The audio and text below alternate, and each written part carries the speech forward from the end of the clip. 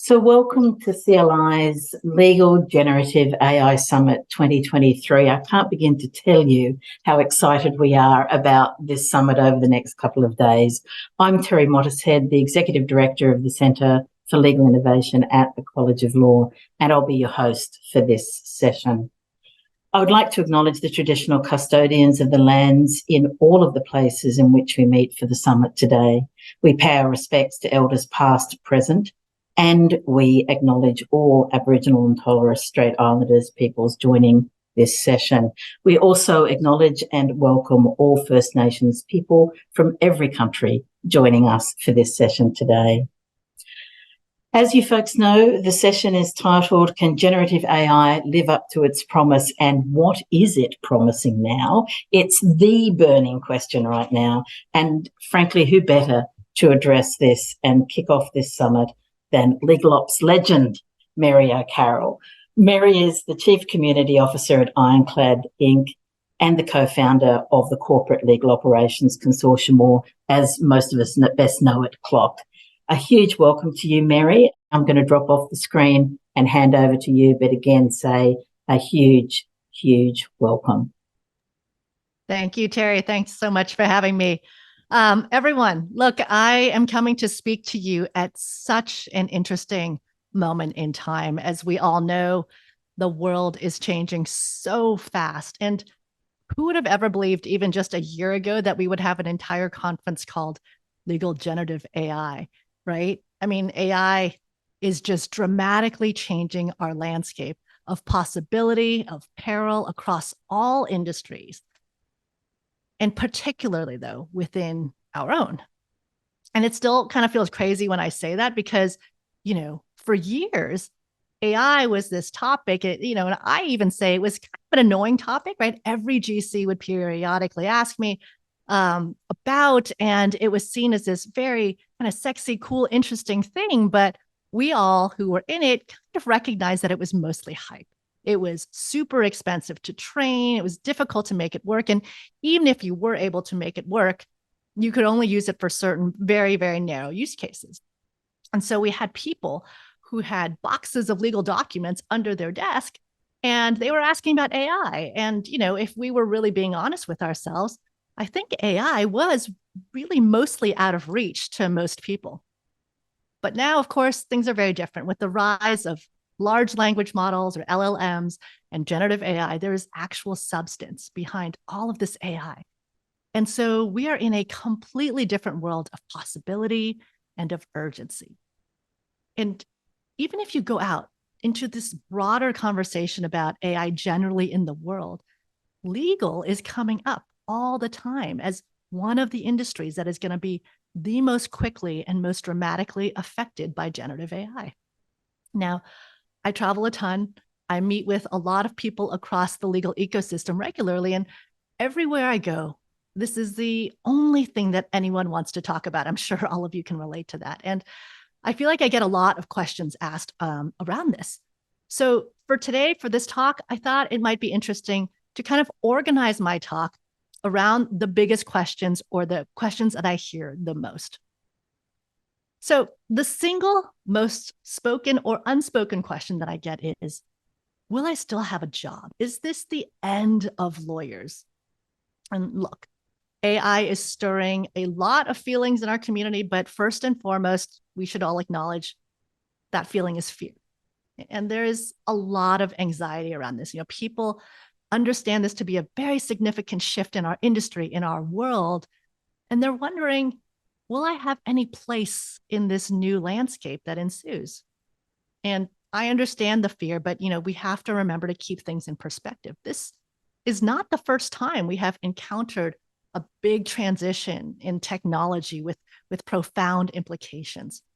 I spent 13 plus years of my career at Google running legal operations there, and people kept saying, with Google emerging, this is going to be the end of brick and mortar stores, of retail, of maps, of GPS companies, of travel agents, publishers, of directory service. And the list just went on and on with every sort of transformation that happened. And sure, you can compare, if you compare the way the world looked, back in the 1990s, a lot of those specific businesses, those roles have been eliminated, but these are all still services that we need. They have evolved, however, and the roles that humans play within them have evolved. And I feel like we forget that sometimes.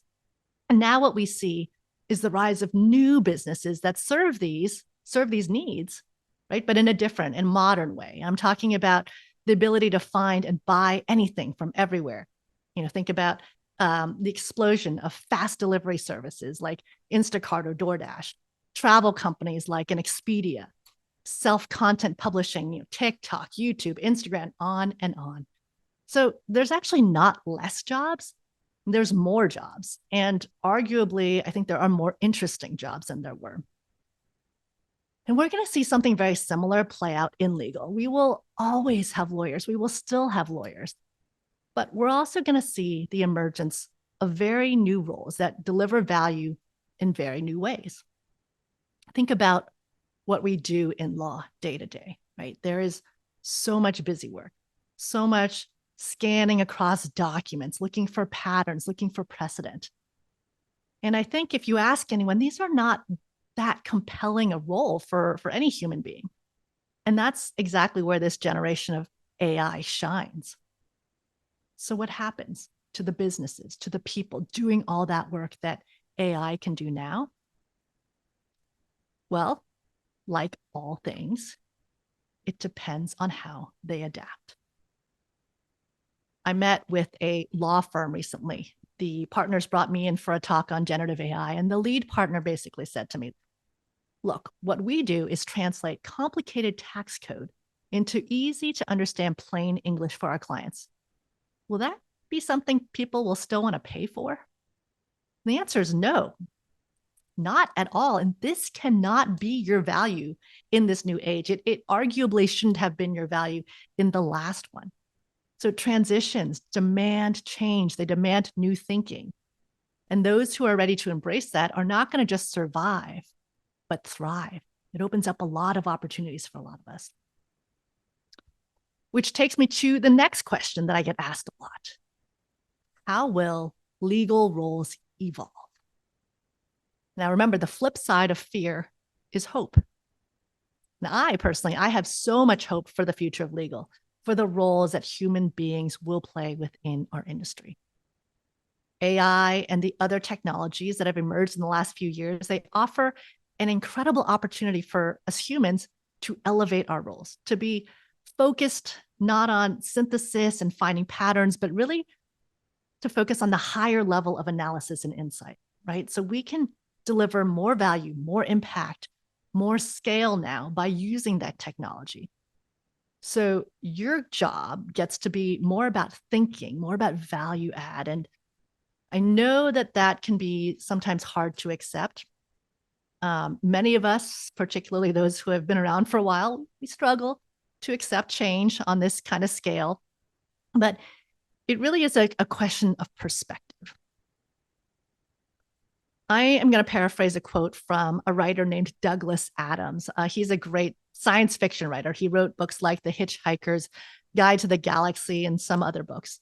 And what he said was that we tend to see anything in the world that we grew up with as normal, as just part of the way the world works.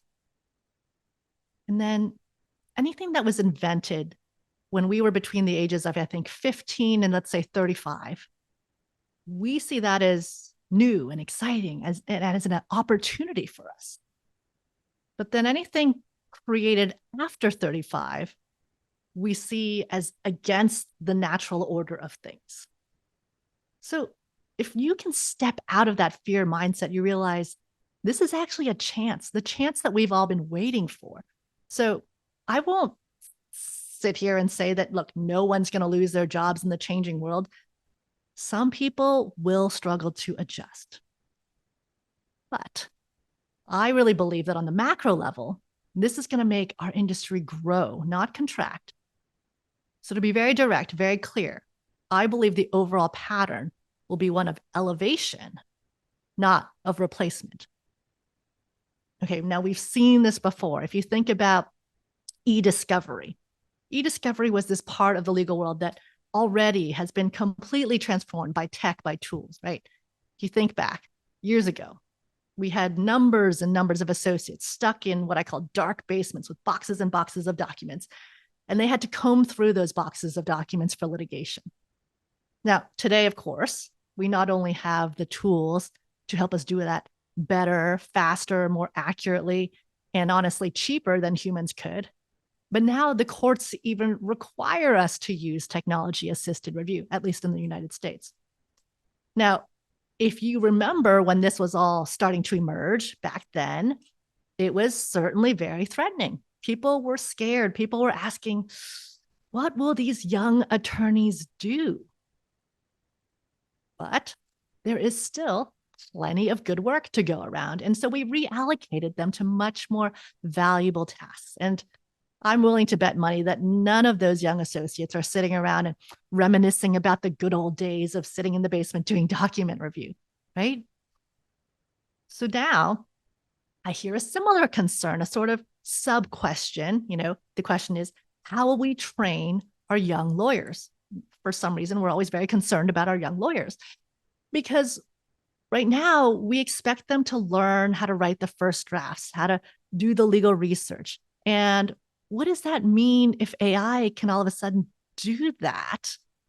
How will these young associates possibly learn? It's a question I get all the time. And the answer is that's no longer what they need to learn. That simply will not be a core skill set for young attorneys of the future because they will have these tools and they will be using them. We should be ready to adapt and change. I've actually been really inspired by my daughter's middle school of all things. So she's going to school here. We live in the heart of Silicon Valley. We are surrounded by technology all the time. And as a result, this school is sort of already embracing the ideas of adapting and changing. And they know ChatGPT is here. They know that all the kids are going to be using it and you can't stop them. And so the philosophy there that they've sort of gotten their heads around is if you can't beat it, accept it. The kids have now been told in middle school, go ahead, use it. We know you're using it, but you're going to be graded on finding your personal voice, on your creative points of view that you're able to add to that first draft. And it's really going to be about what you can do with that first draft to turn it into something that is and feels like your own. Now, I believe law schools and on-the-job training are going to take a very similar mindset. We will all have to accept that there's so much about our future that is unknown, right? Will we still want attorneys to get their initial training at law firms? Maybe, maybe not.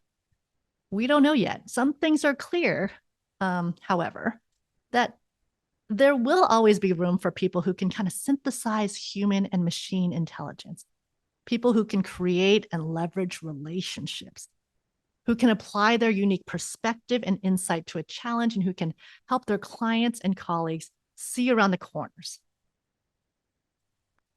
Okay, another question I get all the time is, well, okay, so with all this, what will the legal departments look like in the future? How will they behave?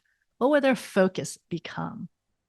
Well, there's a lot of kind of exciting things that we could talk about here and a lot of different directions we can take. But to me, it all adds up to one larger transformation, the chance at long last for us to move from a narrow specialist service into a true strategic function. Now, we've been pushing this digital transformation and change message to legal departments for years, decades, possibly even. And for basically that entire time, general counsels, chief legal officers, they've been saying that their goal has always been to be more relevant, to be more useful to the business. And now, at long last, I really feel that momentum and that shift coming. AI is one thing, but it is not the only thing that's been pushing this. We've been at this for years, right? But it is the newest and most disruptive force yet. So now finally, there is enough urgency, enough pressure in the system to force real change. And we are going to see the legal departments of the future operating very differently. and in line with what I hope to be a much more elevated mission. I was recently in London, and I attended a FT, a Financial Times event there, and the theme of the overarching event was the transition from the chief legal officer into what they called the chief horizon scanner, the one who is looking across external and internal factors. How do they affect the business? So basically, this idea would put legal into the strategic wayfinder role. And just think about how wild that is, because that type of insight and guidance would never be expected or even accepted from legal in the past, right? But now that is actually within our reach. And to achieve that, however, that means big change. That means embracing new roles, new capabilities, likely new roles, more non-lawyers probably, project managers, data analysts, tech specialists, legal operations teams, and all of them will need to use AI and new technology in what they do day to day. And shouldn't be as scary as this all sounds, because that's what's most powerful about AI. It is a new, much more intuitive interface with which we can access knowledge. But you will need to everyone in the department to embrace and learn about the new tools and the new possibilities, because if we're going to rise up and become the trusted advisor to the business, we have to go way beyond just doing the legal work faster and doing the legal work cheaper, which has been a lot of our focus. And as impressive as some of the AI-powered legal tech solutions have been in the first wave of generative AI, that is what many of them do. They make things better and faster legal work. So tools like that, they can automate, they can accelerate the core sort of blocking and tackling work that has always tied up our people and their time. But they don't allow us to deliver the completely new value that I think we need if we're going to guide the business strategically. So to do that, we have to turn on something totally new. The ability to spot and address trends from across all of our data and across all of our businesses. And just think about all the data that we have sitting across our contracts and our other business documents, right?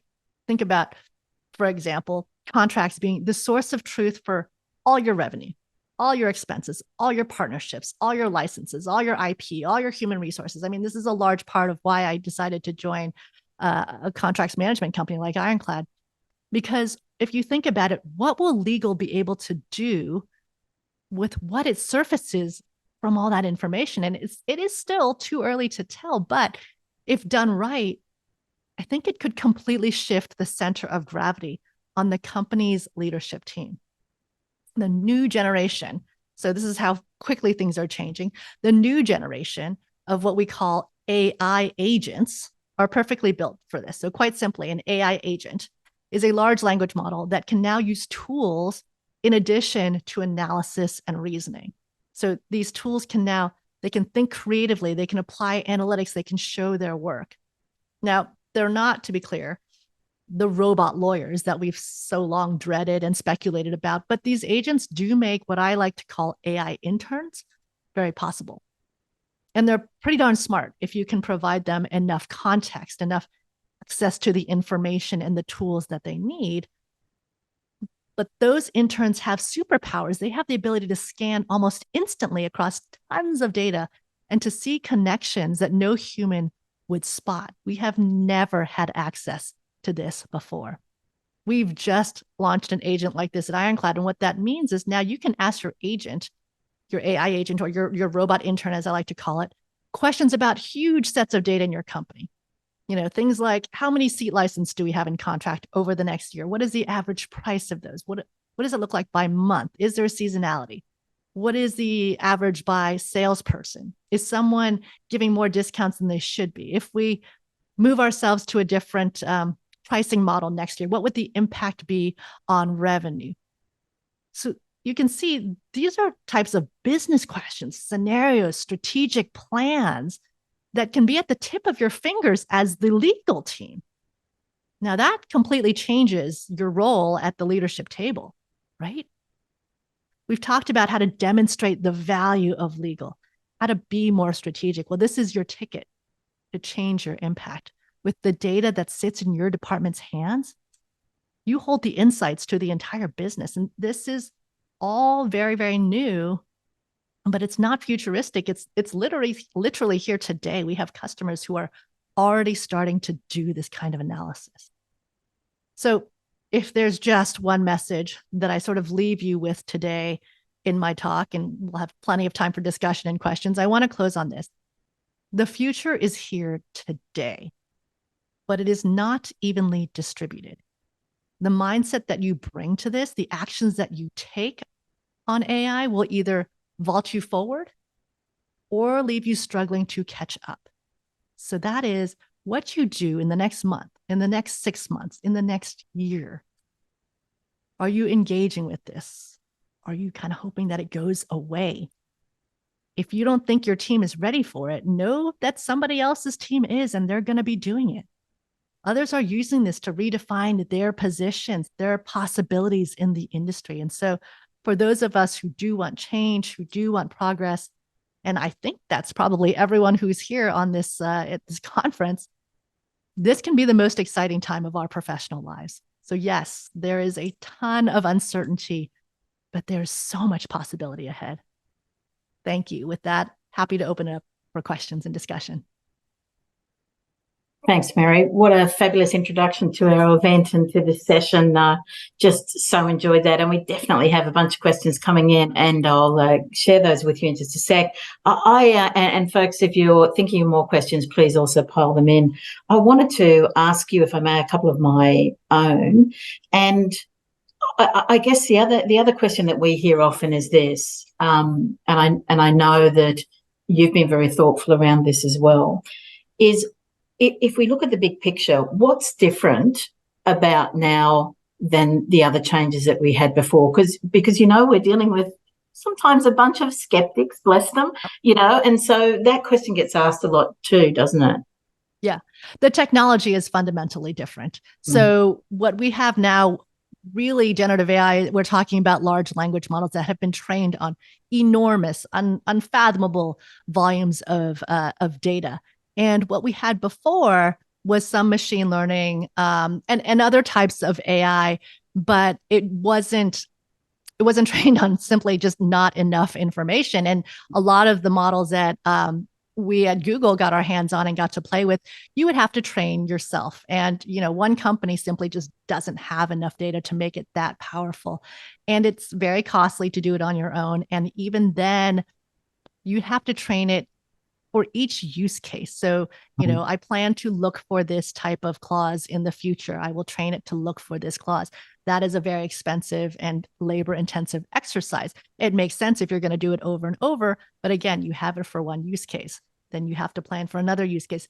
Well, the difference now is that it is very approachable. It's out of the box. It's something everyone can access.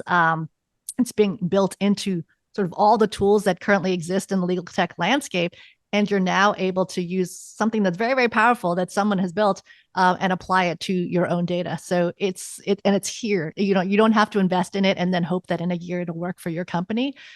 You get all your stuff in order and provide context. It can work immediately. Yeah, absolutely. And one other question, if I may, around capabilities. There are probably folks sitting in this call and who will listen to this afterwards that are a bit scared about the thought that they might have to become a data scientist or a computer scientist or whatever the case may be.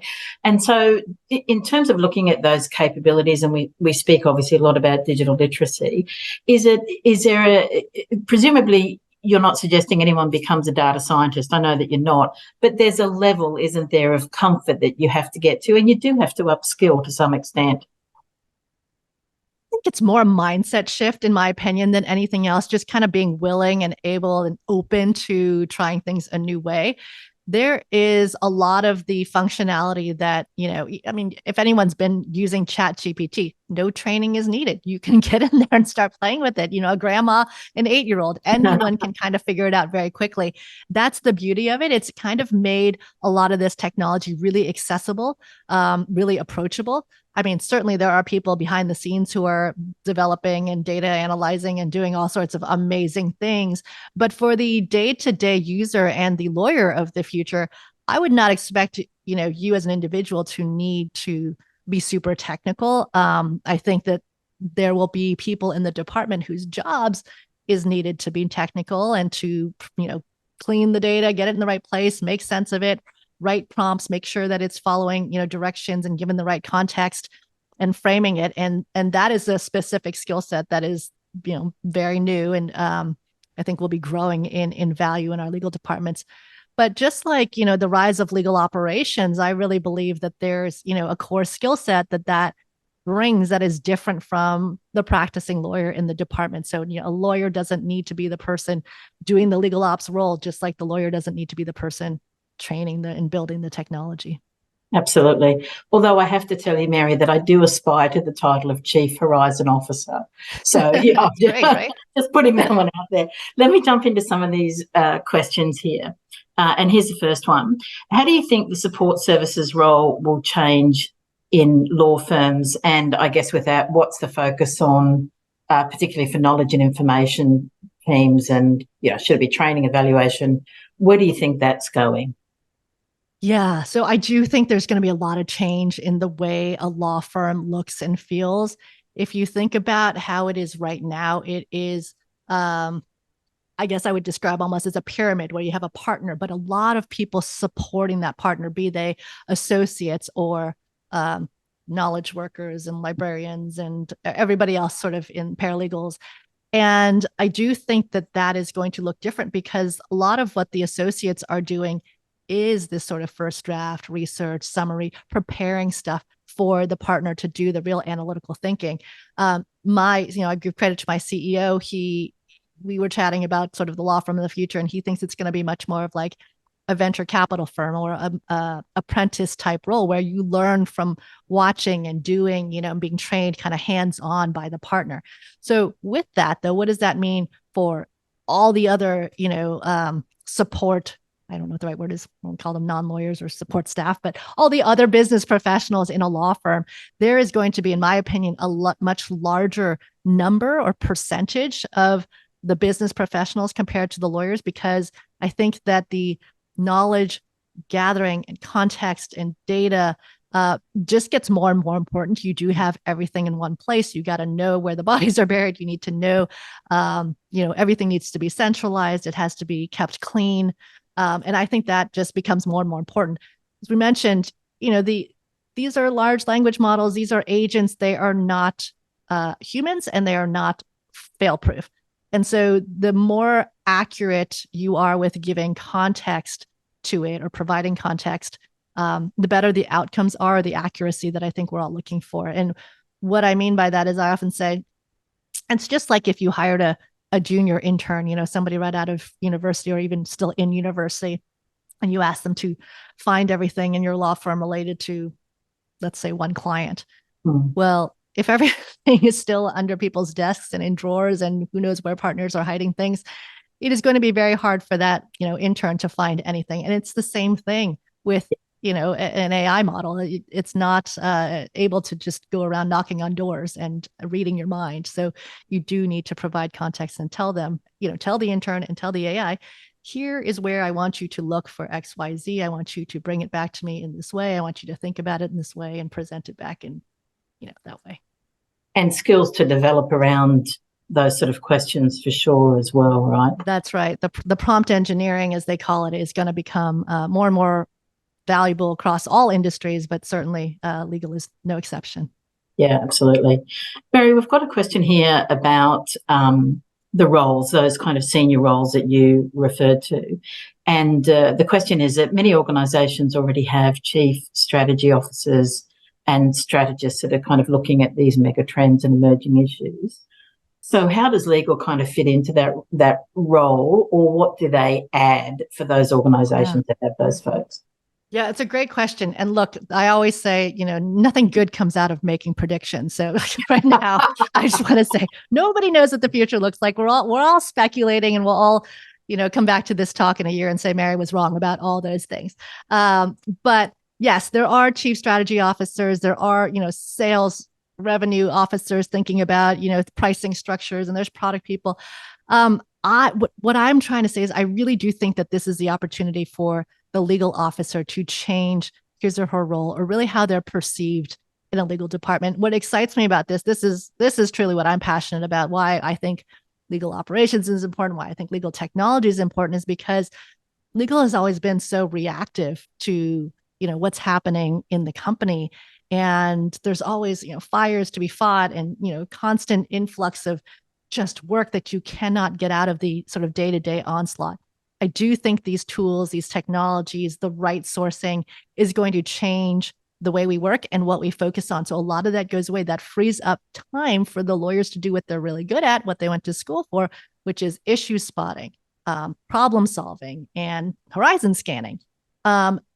So what becomes the role? And, someone asked me recently as well, if you have, all your contracts in one place and you're able to do analysis on all this information, what's to stop the finance team from becoming the chief horizon officer with that information? Or, what's to stop the sales? And, my answer is really nothing. I mean, who knows who is going to grab hold of that information and make it theirs? I really believe that the general counsel or the CLO's office should own that process and that data, and it's the single source of truth for the whole company. So my hope is that they embrace this idea, they embrace this change, and they hoard it, because with knowledge and data is power. And if you can come to the leadership team table with that information, that puts you in the strategy seat, and that puts you in the right conversations. And maybe you start to partner very closely with the strategy officer, or maybe you become part of the strategy office instead of, sometimes we see the GC in the CFO's office. Maybe that changes. I think a lot remains to be unseen, but I will be very excited to see how the legal departments change. Absolutely. And I mean, also folks are layering in that legal lens into this as well, aren't they? Which is an addition to what those roles might have kind of focused on in the past. Right. I mean, we're risk officers, we're compliance officers, we're able to scan across what's happening. And uniquely, I don't think any other function or department works so much across the whole organization and sees across the whole organization. So, CLOs are really uniquely suited to jump on this opportunity. But, like I always say, there's the opportunity could also pass us by if we're not ready to pounce on it. Yeah, absolutely. Mary, just staying with kind of capabilities and skills, I guess, for just a second. Question here is, you talked about the human skills that we will need to focus on, for example, relationship building. What are the other critical skills that we can take advantage of alongside AI? Yeah. There's a saying we have at our company, which is let the humans do more humaning. It's the human skills. And this might be a controversial viewpoint. And again, never like to predict the future, but we always think about with AI and with technology, people are going to be much more specialized. You're going to have like the antitrust lawyers go deeper, the privacy lawyers are going to be more specialized. And sort of the more specialized you are, the more valuable you'll be, a bigger asset you'll be to the organization. And I kind of wonder about that, because the value that you bring as a specialist is knowledge. And what AI does is it sort of democratizes knowledge. Like sort of anyone can get access to that knowledge. They may not have all the context, the why this matters, how this played out with this company in the past, with my other clients. That is the piece that I think is going to be valuable. And so while it may be important to have the knowledge of that particular like specialization or practice area, I think where you start to really make a difference is the so what, as I call it, what does that mean? Okay, so you have this information. How do you turn that knowledge into valuable insights, into connecting the dots, to saying, the so what to the company, or to, what's happening in your organization or your industry. I see this is coming. It's the seeing around the corners. Like, why does this matter? And why should I be alert to this? So it's a combination of having that knowledge, but what do you do with it and how do you apply it to the business? So, maybe business skills, but it's a lot of the same. It's the issue spotting, it's the problem solving, it's the seeing around the corners, it's the horizon scanning. It's the being much more of a strategic asset to your C-suite. Do you think, Mary, that, and this is a question as well, do you think that applies as equally in-house as it might to law firms and folks that are like leading practice groups, et cetera, in leadership positions in law firms as well? Yeah, I think I do. I think so. And, probably the one I failed to mention is relationships and understanding humans and working and collaborating and to influence and bring people together. I think all that's very important. And yeah, I do think the skill set applies to both. Are there other differences that you potentially see in relation to how AI is or likely to impact in-house versus law firms? And I guess the other part to that question is, and how they interrelate and work with each other as well. Yeah, that's a great question. I don't know that I have anything sort of brilliant to say about that. I think both models are going to change and they'll have to just be very fluid to adapt with one another. I think the law firm, just the internal structure of it changes, and how, maybe the billing structure changes, the way they add value to their clients may change. And internally within in-house teams, because they're repositioning themselves into becoming more strategic, I think the law firms have to sort of adjust their advice and counsel to be much more understanding the whole bigger picture of kind of what's happening in the organization. So building that client relationship, understanding really deeply your client, where they're going, what's happening in their industry, externally, internally, why it matters. So I don't know that's any different than the way it is today, but it's probably going to matter a lot more. Do you see that getting to the point where in-house you're looking at your panel of law firms, for example, that panel may now actually extend to law companies and not law firms at all, and also that if those folks are not keeping pace with you, you literally can't afford to instruct them? One thing I was thinking about recently, and I haven't really thought through it that well, was kind of the big four, right? The big four emerged a few years ago as this big threat to law firms and disruption. And what is that going to do to the way the law firm model works? And if we think about what we've just talked about for the last, 30, 40 minutes or so, it is all about horizon scanning. And the big four are perfectly suited because they are already advising your tax teams and your finance teams and your strategy teams. And, they understand conceptually everything that's happening in your organization. Now start to work with the legal team. They may be in a better position than, for the legal department of the future to work with than law firms currently are. So do we see more law firms shift to look more like that and to be more business advisors? Possibly. Yeah. Great point. This question comes up often, and it's around pricing, and that is basically, how do you think pricing for legal services are going to be impacted as AI expands and rolls out more and more? As I said, I don't like predictions. We've been talking about the billable hour for 2, 3, 4 decades, and it still hasn't gone away. So is this going to be the catalyst that finally does it? God, I hope so. Who really knows? But I do think what I'll pivot the question a little bit. What I love about AI and this moment in time that we're having more than anything is that it is challenging the status quo, is that it is forcing us to rethink almost the way we do everything and the way that everything is going to look in the future. So it is at least opening up a ton of dialogue about what is your value and how do we price it and what should it look like. And maybe things don't change as quickly as we'd like them to, but the conversations are being accelerated and are happening much more. So to be seen, there are a lot of good reasons why it should and will change. But but it's been very stubborn. So we'll We'll keep see. nudging. We'll keep nudging. Mary, there's a couple of questions here around risk. So I'm going to combine a couple of them for you. And it's really asking, what effectively does that risk management or risk profile look like now, particularly in light of some of the issues that we have seen from the application of things like ChatGPT and others. How do we need to think about risk? How should we be thinking about risk? How do we manage it? How do we balance all of those things? Yeah. So a couple of questions in that area there.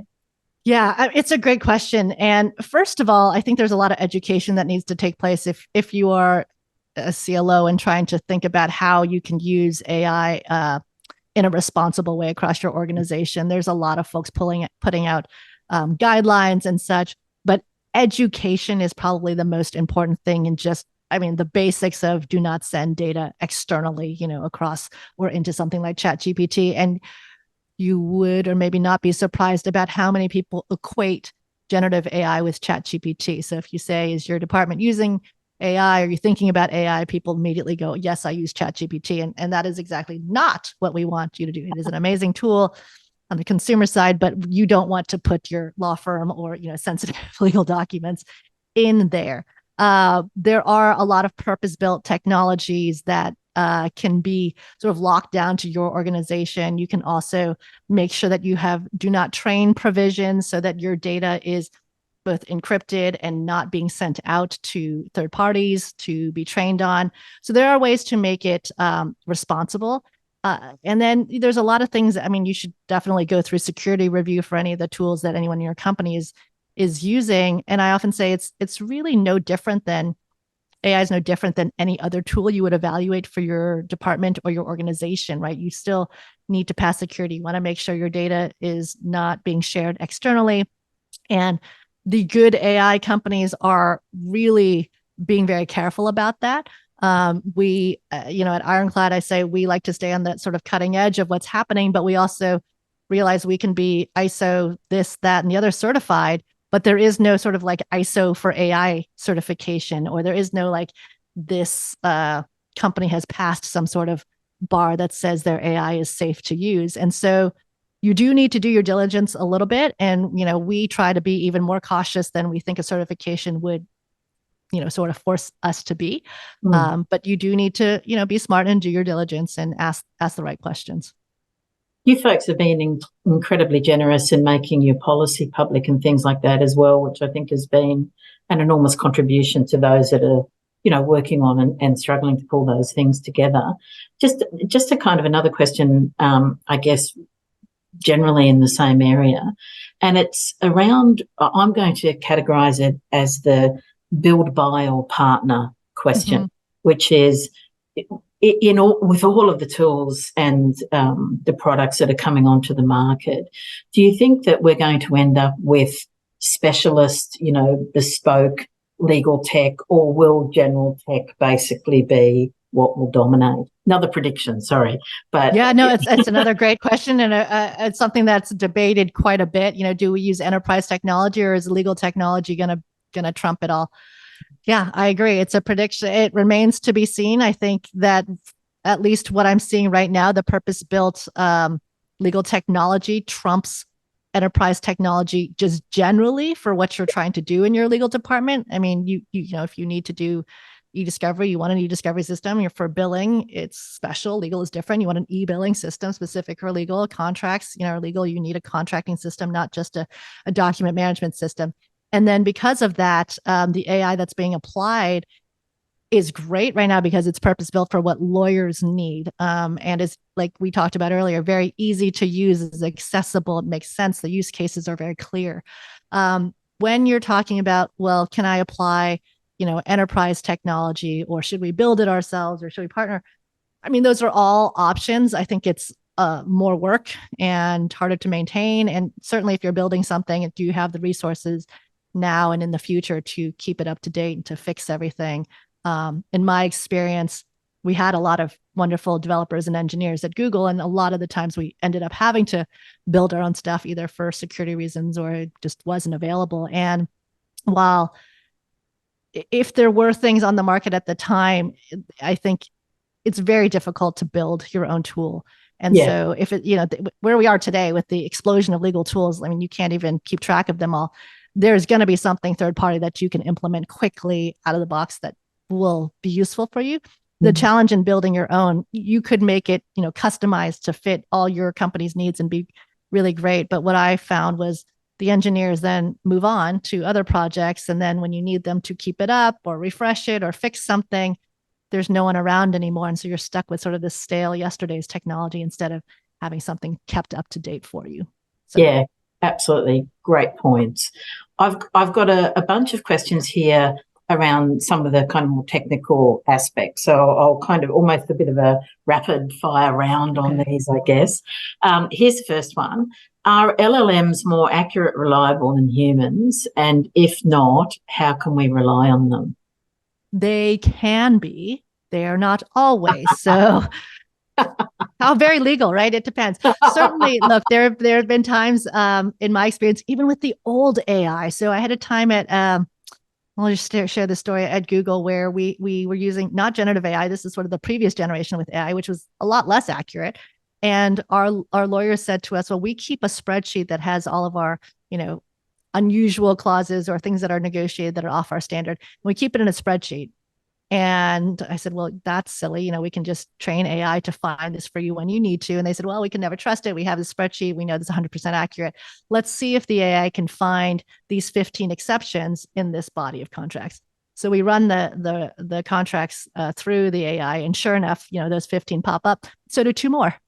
And we kind of by the attorney, we go, so it was accurate enough to find everything you found, but we found 2 more things. And they said, oh yeah, those are, we must have missed that on our spreadsheet. So humans are not that perfect, every time either. And the AI can absolutely be more accurate. Now we all know that the AI can hallucinate. And if it doesn't have the right context or, it hasn't been, some things aren't that clear or, something that someone asked me today, can it find capitalized words? And let's say it was, can it find capitalized terms that are not defined elsewhere? Okay. Thought, oh, that's interesting. I bet it could if we trained it and, taught it to do that. But I think right now, no, and it would do a pretty crummy job of that. So, it's a kind of, it depends. It's good. It's really good at doing something that, the context, the information is there, but it would just take a lot of human time to do. Then it can do that very accurately and quickly. I kind of think of it as being a work in progress, much like ourselves, really. Yeah. So, it's true. That's very true.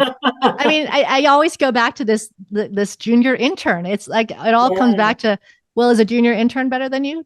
Maybe on some things where they have the time and energy, but not for other things where it's just, a difficult task. So it's a great analogy, and I'm going to stay with it for a second because we've got a question again in this kind of rapid fire round of, how do you approach training your AI agents? And in particular, the question is around this, that, there's always that huge problem, and you've spoken to it already, of extracting the information out of the dusty folders, out of people's heads.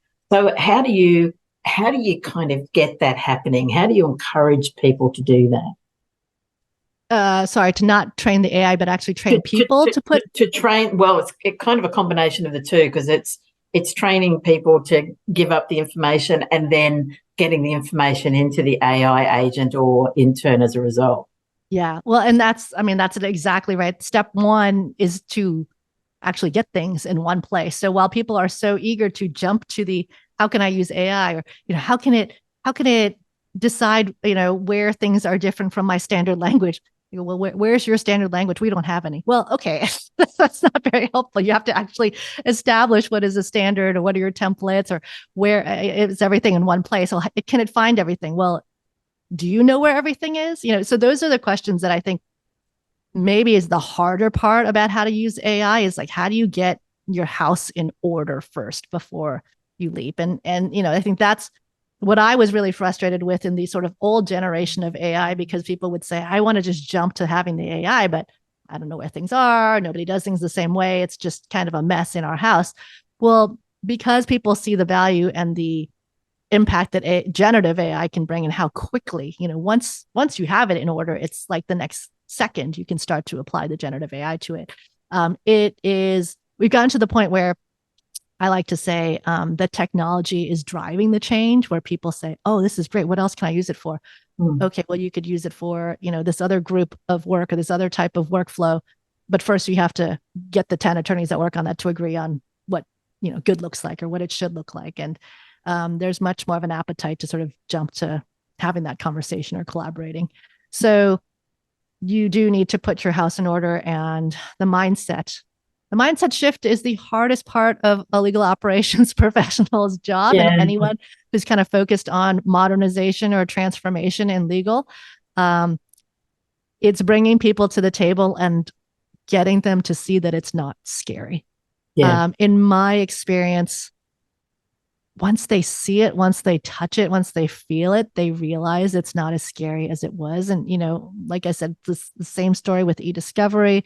It's going to be the same with what you can see that the AI can help you with today. It's not taking away the thinking or the value that you bring. It's taking away the stuff that is mindless or that would take you 1,000 hours to do that you don't have that time, to do. So if you can, the suggestion I always say is bring them to a lunch and learn. I say don't say demo, because demo sounds scary, like you're going to actually buy it. But if you bring them to a lunch and learn, and bring a vendor in or bring someone in to show them what lawyers are doing with this technology, you have a little bit of a moment of, oh, that's cool. Why don't we have that? Why can't I use that? And then hopefully well, first you have to do this. Okay, well, why aren't we doing that? Well, yeah, you're right. It's a great point. Like, let's start doing that.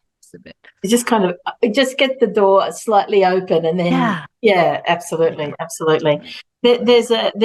I'm again going to combine a number of questions, just a little bit around functionality.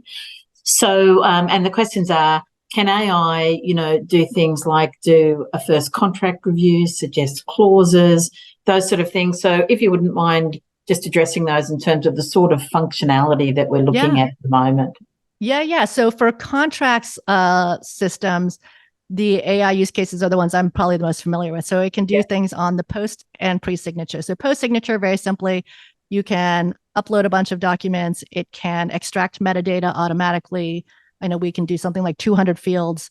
So you don't need a human to kind of tag everything. And then you're able to search that much more easily. On the pre-signature, while you're negotiating, absolutely, it can flag things that are not in line with your standard language or your clause library, and and then it can suggest language or red lines to kind of replace the language that is currently in there. And then we, like I mentioned, have an AI agent that is able to scan across your entire contracts that are in flight, contracts that are in your repository, and you can ask anything that you would ask an intern about that body of work. Yeah, fantastic. I've got a question here that's all-encompassing, and I know we're starting to kind of heading towards wrapping up here, unfortunately. But the question that's been asked is, where do I start? And I guess I can almost feel in the question a sense of, feeling overwhelmed. Yep. And we've spoken about just the number of products that are out there. Someone asked me, how do you keep up to date? And I responded recently, well, I don't. You do the best you can, in terms of finding trends and responding to those. But we've all had to come to this at some point and start. Yep. And you've got an amazing depth of experience in the area. So I'm wondering if you could share your thoughts about that. Where do we start now if we want to get on top of it? Well, and I think each department looks slightly different, but it's the same answer that I would give for where do I start when I'm thinking about legal operations or when I'm thinking about efficiency and effectiveness and optimizing my department. I ask, where are most of your resources being spent? Because that is where the biggest impact is going to be. So if you're, a biotech company with tons and tons of patents that you're trying to manage, then maybe think about how can you use AI and technology on your patent portfolio. A lot of companies, probably most companies I talk to, have all their resources spent on contracting, whether it's commercial or procurement. And how can you leverage AI to make those processes better, faster? Maybe it's litigation, maybe it's corporate matters. Wherever that is, think about the use case and where is just the biggest impact that would be for your department? Because you can get very distracted and try to do 25 things and then not make progress against any of them. And these are sometimes pretty big projects, depending on the state of your department. If you want to make a difference, you can't just snap your fingers unless your house is already in order. There needs to be some mindset shifts, some getting people to standardize processes, to put things in one place, to think about how they would like things to work. And setting the stage for you to be able to use AI is pretty important first step. So that's probably where I would start. And whether you centralize, whether you have a committee, whether you tell everyone they should be experimenting, I often think that dedicating at least someone, again, I always go to the legal ops professional, the person who, is able to look across your department and think about optimization, and then have that person kind of dig into what are the technologies, get some demos, see what's interesting, see what could make a difference for you all, and have that person kind of run with it. How important is the composition of that committee? So you've got the person that's leading it, but is it important that is multidisciplinary and kind of does the depth and breadth of the organisation or the firm as well, like the makeup of the committee? So there's a couple different committees that I've seen pop up. Certainly there are ones that are multidisciplinary, cross-functional, as you're thinking about how should we be using AI as a company. You're going to want some of your product team, your eng team, your privacy team, all sorts of people working together in bringing lots of good thoughts from across the company into the conversation. And then there's the other one that's really about looking within your legal department and saying, how should we in legal be using this technology? And that could be multidisciplinary, but I do think having one person at least run the committee or own where we're going to expand, where we're going to experiment, what vendors we're going to use is probably a better idea than just letting everyone kind of run wild and go their separate ways. Yeah, absolutely. Mary, I have to bring us to a close, and it's very sad because we have lots more questions, and I know that you're open to folks kind of reaching out to you as Always. well. Yes. And not surprisingly, you'll find Mary everywhere on social media, so you will be able to find her.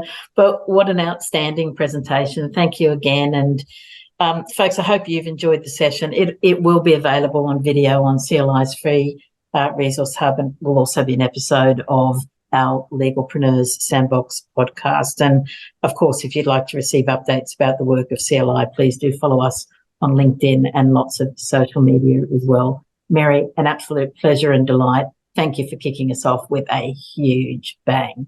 Thank you. Enjoy the rest of your conference. Thanks, Mary. Bye.